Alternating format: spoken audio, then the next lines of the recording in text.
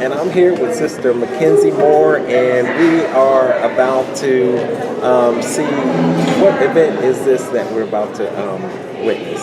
Well, this is a group of people, students from around like Dayton, Ohio, and we are here to overcome stereotypes about urban and suburban schools and to build connections that can possibly last forever. All right, then. So this is all the schools that are coming together here in the city of Dayton. We have like Stivers, Stebbins, Miami CTC, and other schools like that. Okay, and whose brainchild was this putting this together? Well, this was. What was the question? Whose idea was this to bring all the schools together, and why? Well, I'm part of an organization called Young Ladies Aspiring Greatness, and there was a couple of people in the group, Leah Brown, Lauren Peters, Lorraine Younger, and Amaya Price, and they all thought of this idea that would be a good idea just to connect people and to see what do we have to say about key topics such as like what's the difference between teachers at each school, what's the difference between like just simple stuff like lunch or funding, and I think that's just good to see the differences. And what do you hope to get out of this after it's over? Is there a long-term or short-term plan? I hope that there is a long-term plan that while we do this, we're able to, as I just said, build connections so that maybe we could, if there's something anybody needs, we could help each other out in the future. Mm-hmm. And we all have different views on how we see each other. So I hope that changes. Okay. And tell us a little bit about the organization that you're a part of that's hosting this. So YLAG is a nonprofit organization who likes to help in the community, and we also take younger people, younger girls, and it's just to better ourselves and to make friends and to inspire other people. And how can a young girl, if she's interested in being a part of this positive organization, is there a contact information there? So you can go to the website, YLAG-Young Ladies Aspiring Greatness, and you can talk to Ms. Sherelle Stroud. And after you talk to her, she can, if you're a younger girl, well, there's two different divisions. There's YLAG Junior, and then there's the older girls. And if you're in middle school or younger, you can talk to Ms. Sherelle Stroud, and she can get you the information. And what's that number that they can call again? Or do you have, is there an email? I don't know her email. Well, I'll just go ahead and put it up at the end of the video. It's no problem. It's no problem. I'm here with Sister Mackenzie Moore, and we're about to videotape this powerful event, bringing the schools together. And this is Steve Muhammad, your host for Word Around Town. All right, everybody. Hello. Hi. Thank you guys for coming out. I'll say that first. So today, you guys are at Students Unite, presented by YLAG. So let's go ahead and introduce everyone at YLAG. So could YLAG please stand up, please?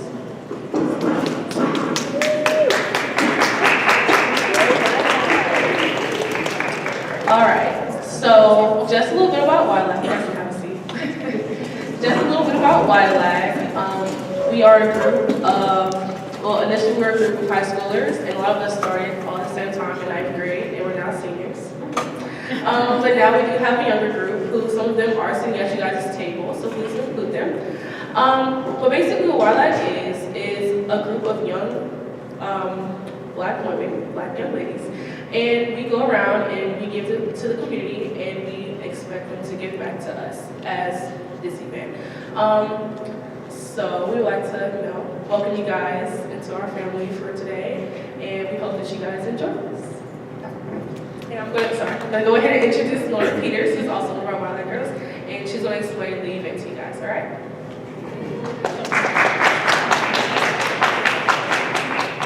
Okay, so basically Students Unite is just bringing all the schools together, no matter what district you're from, and talking about different things involving school, extracurricular activities, anything about you guys that you feel needs to be shared in order to improve the community and make sure that we get all of the viewpoints, not only from your district or your school, but also everyone else's, so we can better our community as a whole.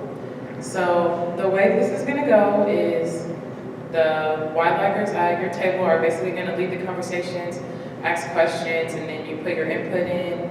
You know, don't hold anything back. We're all here to talk about the problems that you feel need to be talked about. So if you want to talk about it, then go for it. And we'll have 15 minutes to talk about each topic. And then at the end, we'll have representatives from each table come up here and talk about specifically what your table talked about, so everybody gets the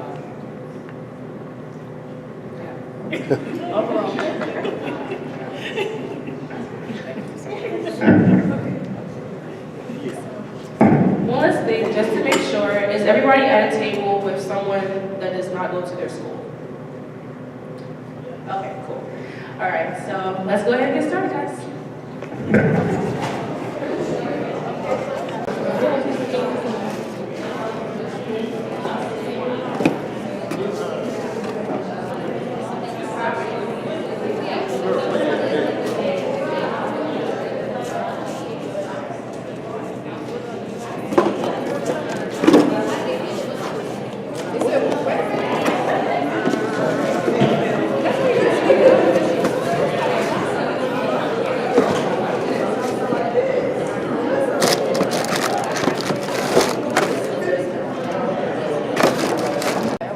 Certain teachers are okay with males wearing tank tops because of how many females wear their tank tops. So other teachers will force it, some of them won't.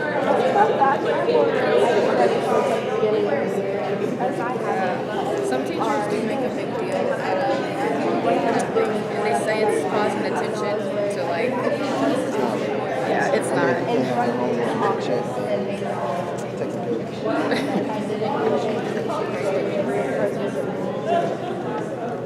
Anybody else? Yeah. I was not happy. Yeah, I'm sure we're happy. Oh my god. They were 3-inch inseam shorts. My butt was not hanging out, but she said that they were too revealing and were going to distract the boys. Oh, most people don't look right. Anybody else? I'm okay with our dress code. It's just that I think it's sometimes the dress code is better because everyone around in our community like homes that they don't have the same things that everyone else has. So that's another way to distract like what they do have if they don't. Like, cause maybe they don't have like nice shoes like everybody else like that. So maybe dress code is better. So they won't get, because people get bullied for those types. So I think that if they were uniform, they wouldn't, get bullied for that. So does everyone have uniforms, or are you guys? I have uniform. You have uniform. Are you guys pretty open with your? Sorry. Yeah. CTC depends. It depends what lab you're in. Like my lab, you have to wear workout wear. I know Florence is the same thing. So, do you guys feel You guys will have like a policy of hats. Yeah. Well, they used to do some about, teachers like, make them rags. take them off, so they don't care, like hats and Rags, because all the boys are sometimes. Yeah. Do rags. I'll wear them all around. You don't see them. The boys are sweat. Miss Kenner used to say you can't wear any bondage or nothing. Like that, you I get with a bonnet everywhere. I know. Girls can't wear scars. I was gonna say, what about head wraps? Hair wrap, scars, period. Like this one girl, the teacher made her take her thing off, and I put her thing on. Ain't nothing happened to me. It was kind of. We had a coffee like one of our That's probably one of the only exceptions. Boys can't wear headbands. You know how sometimes they be wearing like those Nike headbands Really? and stuff. They Yeah, can't they can't. No, like They be worrying about our school now. Haircuts. yeah, but my teacher was told one of those guys to take it off, and none of the girls was like, "Well, why does he have to take it off, but we don't have to take ours off?" Right. Which I think is We were they gay. yeah. What's They be wearing do-rag all over her neck. Okay, so we can talk about like, how do you guys feel like, I mean, you already know your school, your dress code might be biased or sexist. Like, what do you think, like, what's the most, like, annoying part about your dress code that makes it feel like it's, like, kind of, like, toward girls or like girls' school? Because I know, like, at our school, they kind of explain it like, girls should wear this and boys don't. Like, what do you think?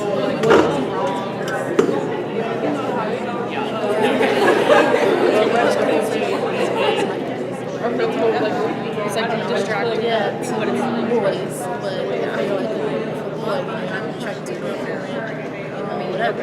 So I guess the part of it is what is Not the house like feeling At my school, we don't really have a dress code in place. It's not really like, I guess we don't really follow it. So I guess like it's kind of annoying because people do just come to school like, I feel like it's inappropriate to come to school like that. So don't hurry just to know. Sorry. But I definitely wearing a sleeveless shirt that goes around. You're wearing a shirt that has like the sleeveless side. As if your dress is always biased. Yes, definitely. Like there are no rules for guys. Like don't sag and don't wear like shirts that say like F this school or something like that. Like that's it. For girls, we have to have fingertip length. It's just crazy. I'm like, okay. And like how embarrassing it is for your principal or like a teacher to walk up and say put your hands down. Like that's just embarrassing. And that just like degrades us. I feel like we're too old. Because if I were like I would probably get in trouble more versus like someone small. Like, they would get away with it. And I think that's not fair. And she had one of the same shirts.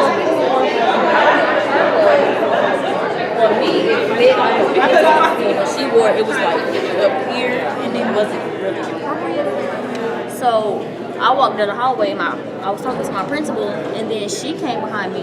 All of a sudden my principal was like, hey, you're not allowed to wear that here, so you need to call your mom and go get it changed. And she was like, well, me and her have on the exact same shirt. And I turned around and I looked and it was like, people have to know what is appropriate for them to wear. You can't base it off of what somebody else does. That's a good point. Yeah, like rolling off of that, I would totally agree with you. It's not just the administrators, it's the people, because there's always going to be like a specific group of people who take things to an extreme, like feminism. You have those people who want equal rights, and then you got those people who go above and beyond what it was and what it was sent to be there.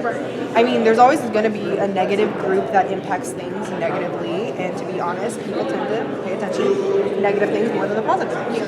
So those people are always just going to screw it up for the people who use their heads about it, you know? I really agree with what you said about the gender thing, how they pay more attention to the females. Because even here, I've heard classmates talk about how our male administrators will say, because, you know, I guess there's a thing going around where some women don't want to wear bras. And that's fine, that's their own choice. But I guess male administrators told them that they had to wear the proper undergarments to school because it was distracting. I feel like that's inappropriate because as a male, you shouldn't be focused that close on a female young student who's just minding her own business, not intending to distract anybody. Yeah. And they most definitely, they enforce the shorts here. I wouldn't say, I don't know who gets sent for in-school suspension off a dress code, but I know they get written up. I know their parents are probably going to get called.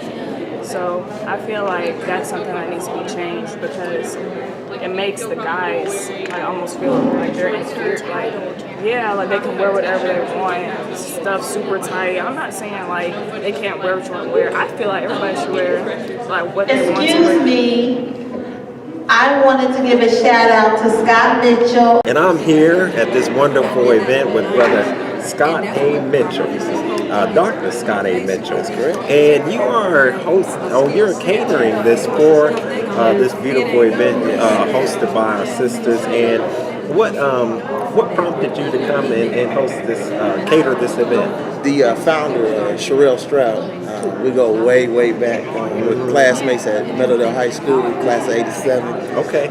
When I found out that she was doing the young ladies, I've supported her in the past. And she asked, will we mind helping her out for this event? And I said, of course we will. So it's all good catering. That's what we do. We support nonprofits. We love nonprofits that are actually giving back to the community and building up within the community. And so I'm really just honored that we were able to just be a part of it. She asked us to be a part of it. And I know that the food is delicious. I got me a plate.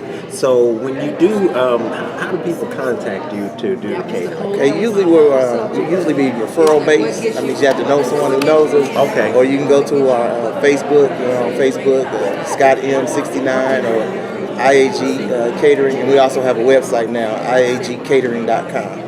And what are some of the, I guess, the dishes that you prepare for events? Well, for this one, what we did our regular pasta that has Italian sausage, but we also do something really special for our vegetarians. We do a vegetarian pasta bake. One of the things I love to do is substitute the portobello mushrooms for the meat so that they have something there. But we have a very eclectic kind of menu that's vast.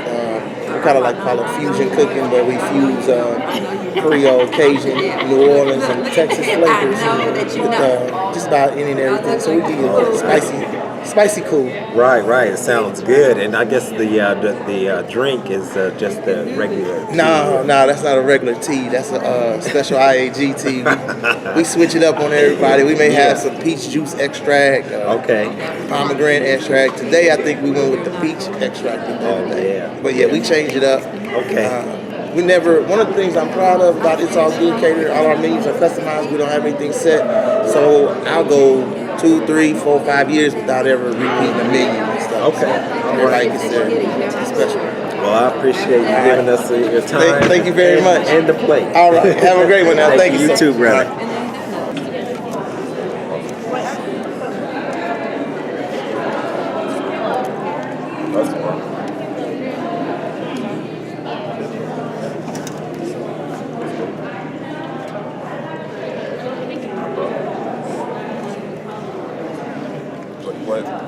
Yes, sir.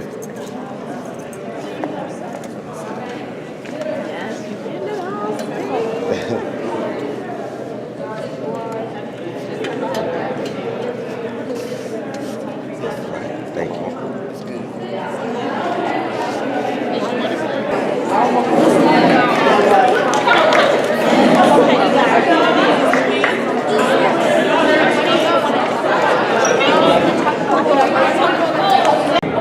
Alright, hi everybody. Alright, so we're just going to go ahead and have another overview of the past 2 topics that we just did. It's a lot more people this time. So we'll put you guys at 1 minute, alright, per person. Okay? So whoever would like to start, go ahead. My name is Drea, and like our table, we talked about like diversity. We also talked about life after college. It was kind of like a combination of like everything, because so what I did with diversity, we just kind of felt like it is important to have diversity in schools, and I feel like it's important because it kind of shapes your outlook on life. Being around a certain environment can shape how you feel about the outside world, because we spend so much of our day at school. I also feel like diversity can help bring together ideas, and it's important in our world today to have diversity, because as the world grows, the world becomes more diverse, so having diversity in schools is important. Let's talk about like our whole general life, and about how our life kind of shapes and what like education does for us. So in education, there should be more focus on like life aspects and not just school. And I feel like there's so many ways now in today's world to create your own type of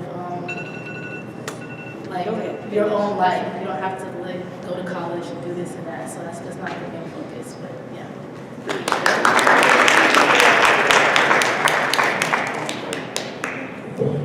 So we got on the topic of diversity, and then it kind of slipped into something more towards being comfortable with who you are and the color and your heritage. I have come face to face with a racist person in my life who has judged me solemnly. He's never met me, he's never spoken to me, he's never seen me in person, solemnly just because of a picture that he looked at me and judged me because I am a colored person. I shouldn't have to walk around, whether that's in a school environment or just a public environment, and worry about what someone's going to think of me because of the way that I was born. Everybody was born differently. We're all beautiful in our own ways, whether you're white or black, and I shouldn't have to walk around thinking that I'm a horrible person just because I'm a little darker than somebody else next to me. Yeah.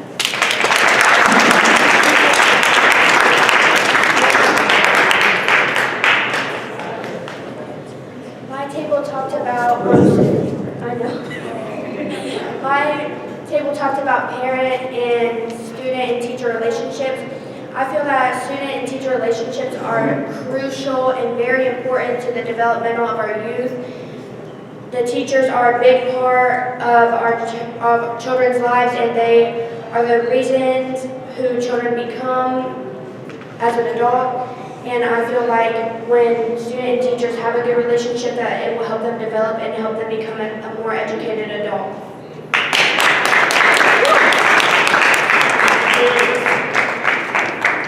Our table also discussed diversity and how important it is within schools and in life. We got on the subject more like a social change, social justice, Yeah. And so when it comes to diversity in all different aspects, when it comes to race, economic stance, religion, sexuality, there needs to be a change, and it starts with us. So let's get to it.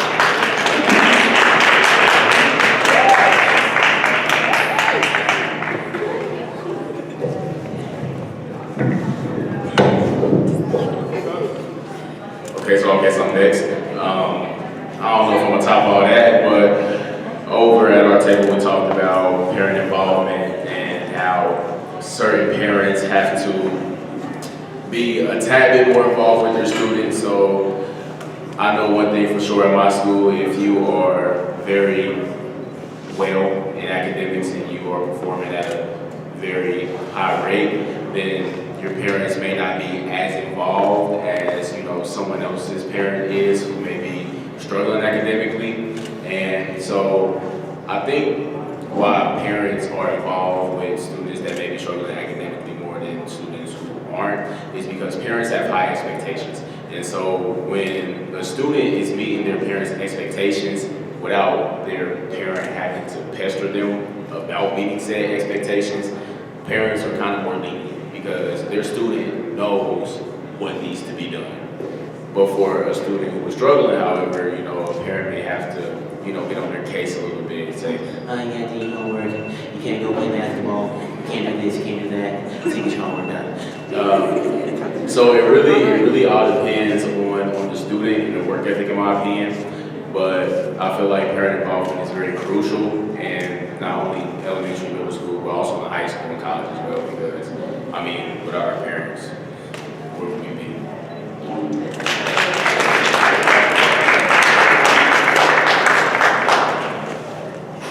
Okay, at our table we talked about student and teacher relationships in school. How I feel about it is that I could try what's like our school, our teachers would have a relationship more with football and basketball players because they want them, the students will beg them to bring my grade up, so they can play in the next game on that Friday or Wednesday or whatever. So I think some teachers care about students when it comes to work, because I have an English teacher and she'll stay at the school till 11 o'clock at night, making sure she gets all her grades in, and make sure she wants to see you pass and walk across that stage and graduate and get your diploma.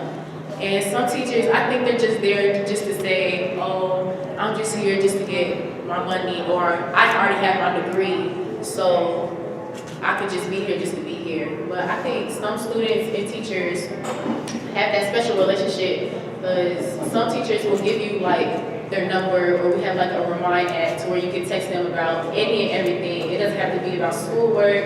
It could be about something personal that you want to talk to them about. So I think the student and teacher relationship should increase more at our school, not just for academic wise, but just for being there for each other. Yes.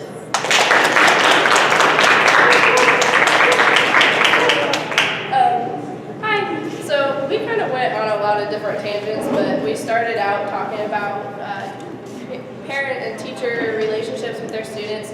I've been very blessed with that CTC. We have a lot of teachers that care about us, and our teachers very much push us, but I'm not ignorant to the idea that at many schools that's not what's actually happening. We talked about that at our table, that a lot of their teachers don't exactly push them, that's more of their parents that are pushing them and acknowledging that they're getting the grades that they shouldn't be, or they're not helping them as much as they should. But with diversity. Okay, I'm gonna say a little bit more about the parent-teacher involvement. So we also looked on with the parent-teacher involvement. There are some teachers at some schools who like to cater to a certain group of people and leave other people out. And we also talked about how not everybody learns in the same way. So sitting down and taking notes for a whole hour might work for some people, but it might not work for other people. And then we also talked about how we think it would be a good idea for things like home ec classes or like driver's ed to be put back in school, because some people's parents or guardians don't always teach them how to do the things the necessities that you need later in life, like doing laundry or how to cook and stuff like that. Some people don't have the privilege to learn those things. So I feel like if you put that back in the school, it will really help a lot of people. And then we talked about diversity among our different schools, between like race and sexuality and gender and stuff like that. And we also talked about how people treat each other based on their diversity, because my experiences at my school, the people aren't always nice, and they always pick on people by what they look like, and a lot of people pick on people's insecurities and just really mean. And I just think that that's something that really needs to stop, because everybody is different. Nobody's going to be the same, and you can't pick on somebody because they look different than you or they act this way that you don't like or something like that. So.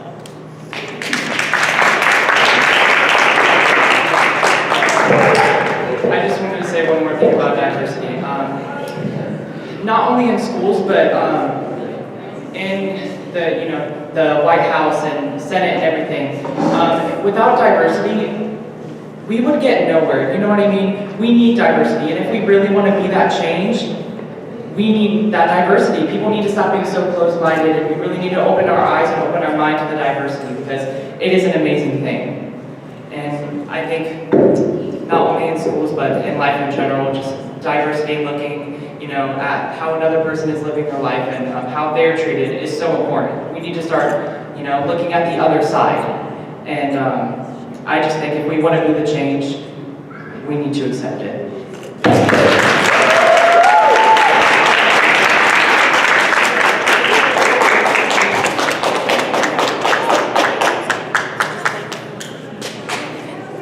Okay, guys, we have reached the end of our program today. We want to thank everyone for coming. I hope everyone had a good time today and took something from our peers surrounding us. We have pizza for everyone, and we also get 2 community service hours. We have flyers that you just put your name on it and you're good to go for whatever you need it for. There is also a paper that we would like you all to sign with your name, email address, and school, so that we can just have a list of everyone that came. And we just want to thank you again for coming, being open-minded, for participating, and just being very good people. So thank you for that.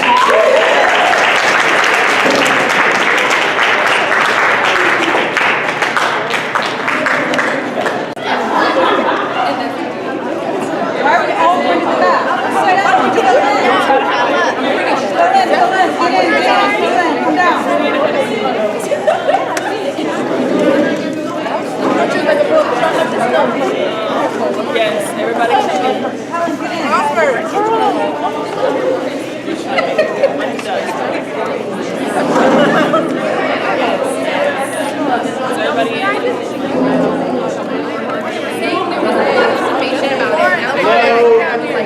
Hello? People in the back, if you see the back of somebody's head, you need to move into open space. This is the future of Dayton, Ohio right here, guys. I am so proud. Slide over a little bit more. Slide over. There we go. Fill in.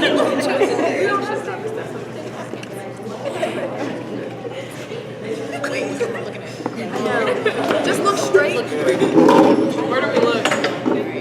We look at the line. I got mine. Oh no!